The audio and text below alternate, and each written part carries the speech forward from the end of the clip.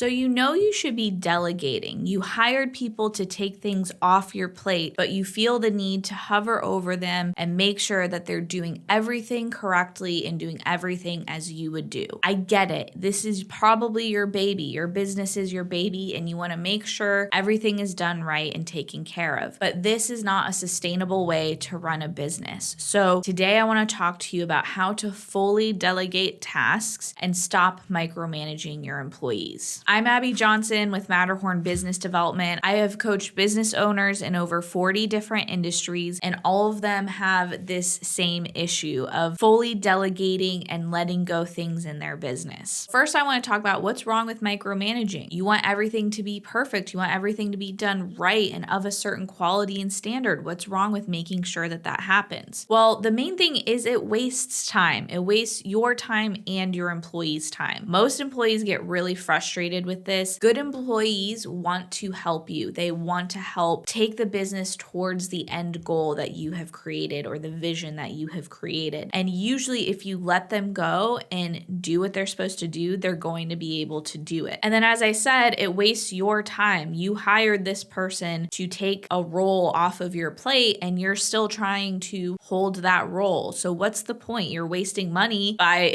paying them and yourself to do the same thing. So if you want to grow your business to whatever level you have in your mind, you're going to need to free up your time to work on the other areas of your business. Here are some ways you can stop the micromanaging. The first thing is you should give responsibility to your employee to be a decision maker in that role. This also means training them to be a decision maker in that role. They should know when a problem comes up on what they're doing, they should know how you want it handled and not even have to come to you to ask how to handle it. They just handle it because you have the training in place, you have the policies in place. If a customer asks for a refund, this is exactly the step-by-step process we take for that, or this is the thinking. If the item is damaged, then we give them store credit or we don't give them a refund. If it's still in their box unopened, then we immediately take the refund and process it. Whatever the steps are so that they aren't having to call you and be like, hey, should I refund this person? Should I not refund this person? They already know what to do and they can make that decision themselves. This is not a decision that you need to be making every single time. You have to empower them with that decision-making capability while also letting go of that decision-making capability. The other thing I want you to think about when you are giving employees tasks or roles or responsibilities is I want you to reframe your thinking to focus on the end goal of whatever that task or role is. I'm going to give you a little personal story here to illustrate this. In my house, we have chores divided up between my husband and I, and he does the cooking, so I do the dishes. My husband is a much more precise, clean, exact person, where I'm a little more go with the flow type, you could say. Poor guy has to put up with me. But my job is to do the dishes. And one day I was loading the dishwasher and he said, why are you loading the dishwasher like that? You have to load from the back to the front, not the front to the back. And I said, why does it matter? The dishes are getting cleaned, right? So in his mind, he had this exact system of how he would load a dishwasher. And for me, I did it in a little more carefree, blasé kind of way. But at the end of the day, the dishes were clean. It didn't matter the procedure I was doing to get them clean, but they were clean. Now, it would be a different story if I was putting the cups right side up so that they weren't getting cleaned inside or they were getting filled with dirty water sitting in there. That's a problem, right? But if the end product was that we had clean dishes, it didn't really matter what system or which way I went about doing it. So try to think about this with yourself of, are the employees achieving the end goal of what you want them to do? Maybe you want them to make a coffee, and I'm not a barista or whatever, but they put the milk in first and then the espresso instead of the espresso and then the milk. But the drink tastes the same either way, so why does it matter? They're still doing the correct steps. They made a quality coffee. The customer is happy. That's all that matters. My dad always said that perfectionism is the enemy of profit, and it is very true. It applies to this example as well as just micromanaging overall. If you are constantly hovering over every single step of every single process, you are wasting time, you are wasting money instead of just quickly getting out a high quality product or service for your customer. customer. Another way to step back and not be micromanaging is to implement the correct statistics. We have a lot of different videos on statistics that you can go check out, but the idea here is that you are able to monitor the steps that are being taken to get to that end goal of the role that the person is in. So sales is a really easy example of this. So the end goal is, money collected from the customer, right? But in the sales process, there are all of these smaller steps. How many phone calls were made? How many interviews were done? How many proposals were sent out? How many proposals were accepted? There are all of these numbers where instead of hovering over the salesperson and watching them do their job every day and talking to them in their ear while they're on the phone with a prospect or something, if you just look at their numbers every day or every week, you can see if they're doing the right actions in their job to get that close from that customer. So you probably know, hey, you need to be calling 100 people to get one close and you only called 10 people this week. And that right there tells you that this person is not a productive person. How did they only make 10 phone calls? What were they doing outside of those phone calls, right? If you have the right numbers and statistics in place, then you know if the person is doing their job or what parts of their job need to be improved. This is actually one of the many topics we cover in our program, Adventure to Profit. You can check that out below and join us for a free 7-day trial. We have a whole module on statistics so that you know which statistics you need to be monitoring so you know which levers to pull in your business in order to grow. Okay, and lastly, the other thing I like to do to pull back from micromanaging is to implement a project management software of some type. My favorite is Asana. I've been using it for years. I've got some videos on it if you want to check those out. But basically, this is a place where you can assign tasks to employees. You can assign a due date to make sure that those tasks get done in time. But what's cool about it is then you can see if the task is done. So if you told someone, hey, book the travel for this event, instead of having to say, hey, Bob, did you book the travel for the event? You can just see in Asana that it was done. This is a really great way to get around having to follow up with your employees. Hey, did you do this? Hey, I'm still waiting on this. Did you do this? You can just see in Asana if it was done. And if it wasn't done, maybe there's communication about it and they can say, hey, I ran into a snag with the travel. There's only red-eye flights. Are you okay with a red-eye flight? And you're like, yes, I am. And then they can go ahead and book it. Whatever it is,